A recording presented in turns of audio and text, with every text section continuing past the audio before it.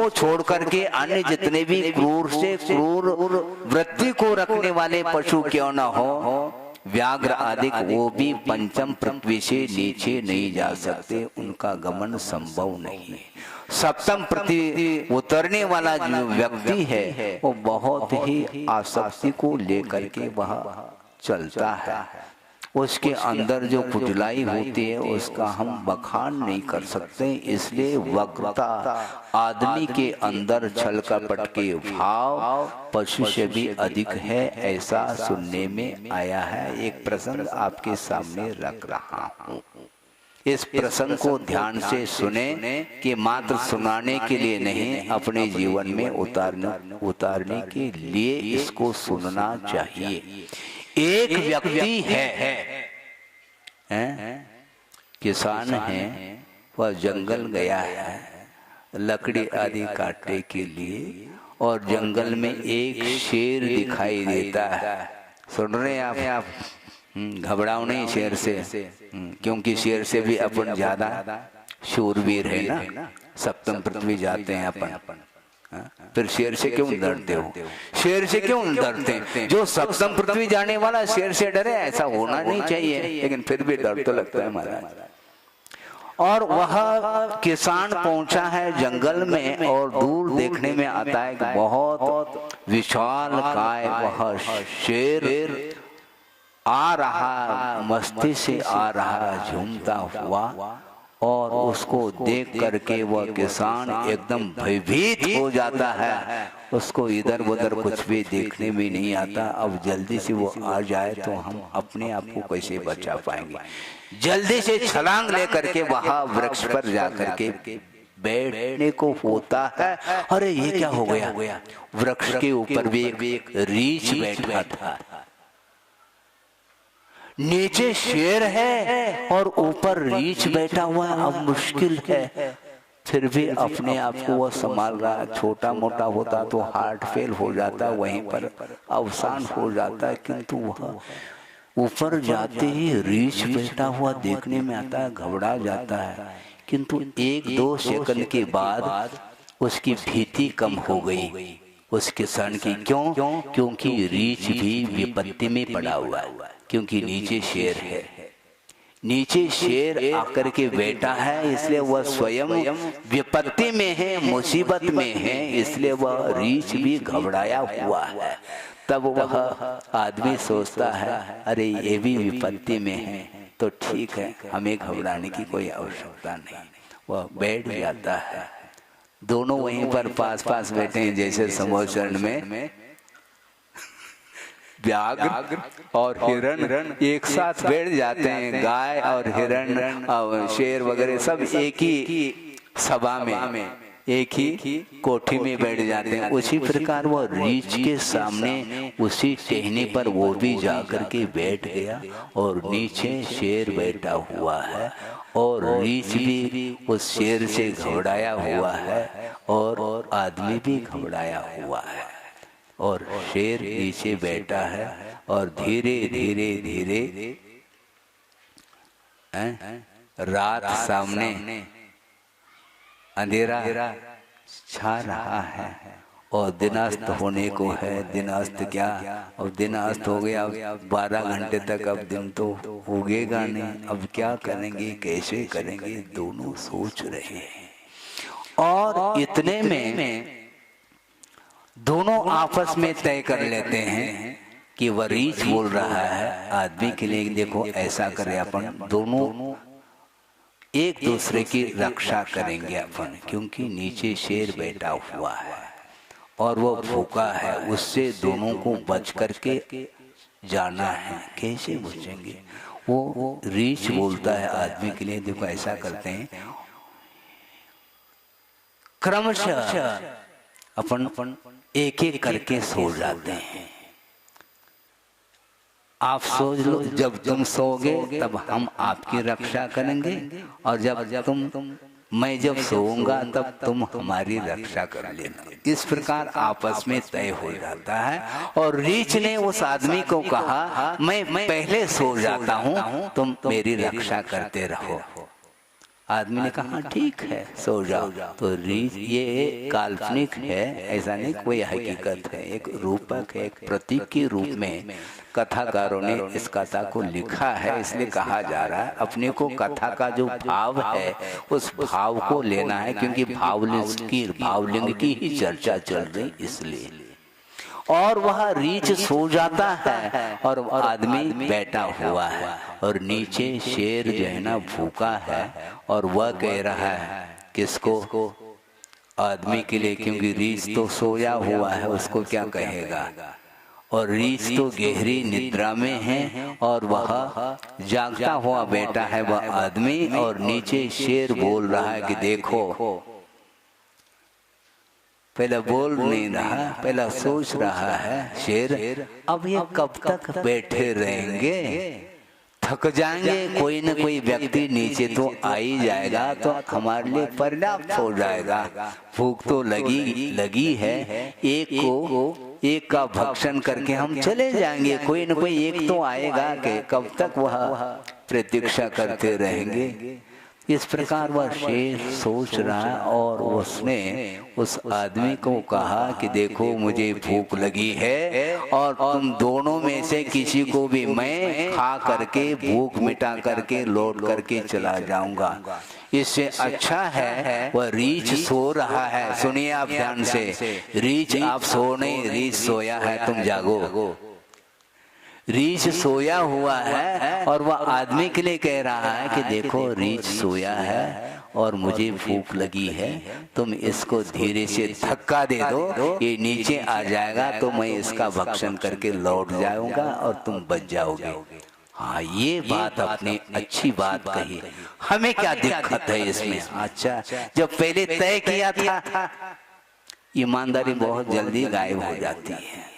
अपने आप की रक्षा करने के लिए तो वह इस प्रकार सोचता का, ये बहुत अच्छी बात आपने तरकीब जो दी है बहुत अच्छा है, ठीक है मैं इसको धक्का देता हूँ। इस प्रकार सोच करके जो ही रीछ को धक्का देने के लिए हाथ बढ़ाया उस आदमी ने, उस समय रीछ की नींद खुल गई। अभी गिरा नहीं, ध्यान रखो, नींद खुल गई। नींद खुल गई तो अब सोचता है, आदमी सोचता है अब तो मैं इसको गिराने के लिए हाथ बढ़ाया था, अब मुझे बचना मुश्किल है।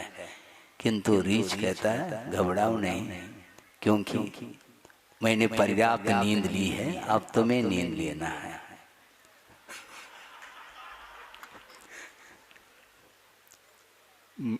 मैंने पर्याप्त नींद ली है, अब तुम्हें नींद लेना है, क्योंकि वायदा तो दोनों ने की थी कि एक करके दोनों सोएंगे। अब हम जाग लेंगे, तुम सो जाओ शांति से। अब वो आदमी सो नहीं पा रहा है, सोने का बहाना कर रहा है। क्यों? जो व्यक्ति दूसरे के लिए धोखा देता है उसके ऊपर भी उसको शक होता है, उसके पहले नहीं होता। और वह सोने का बहाना कर रहा है, सो नहीं पा रहा है। और इसके बाद क्या होता है, और रीछ जाग रहा है और ये सोया हुआ है। भले सोने का वह ड्रामा नाटक ही सही, किंतु सो रहा है। अब नीचे शेर क्या कहता है रीछ के लिए, अपने आदमी के रीछ के लिए क्या कहता है कि देखो जब तुम सो रहे थे उस समय ये आदमी तुम्हें धक्का देने के लिए हाथ बढ़ाया था, ये ध्यान रखो। अब ये सो रहा है,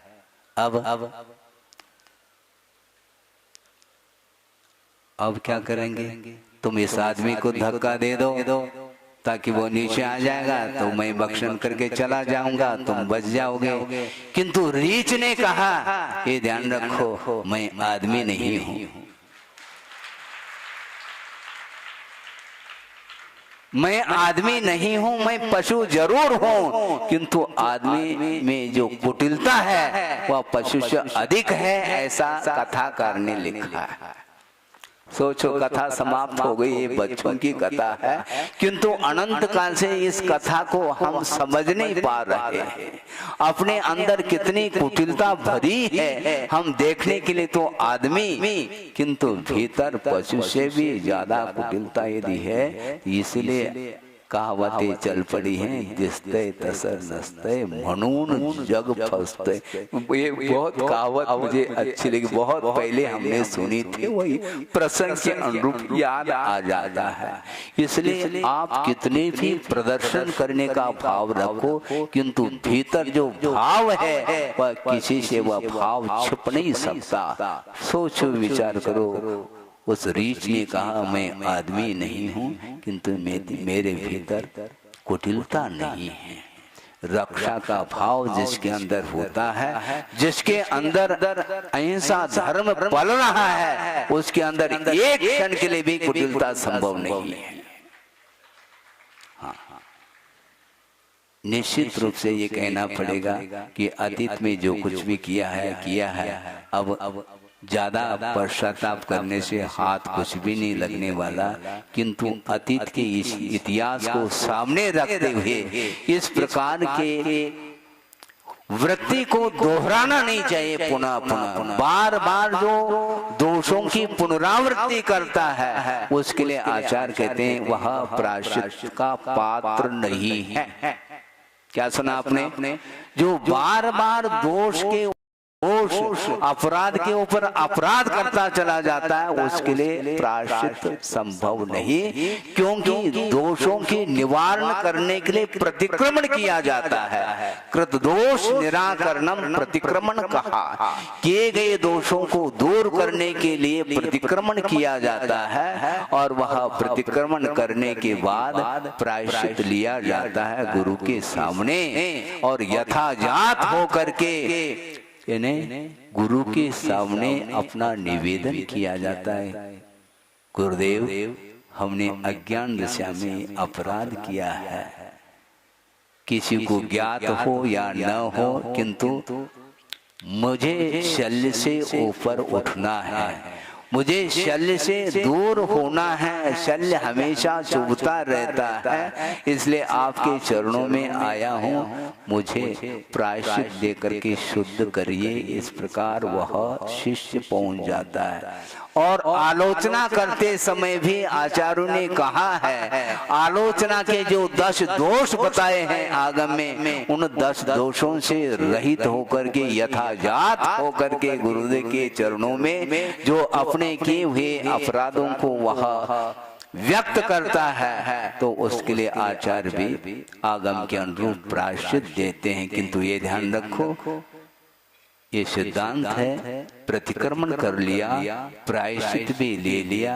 किंतु प्रत्याख्यान और बाकी है।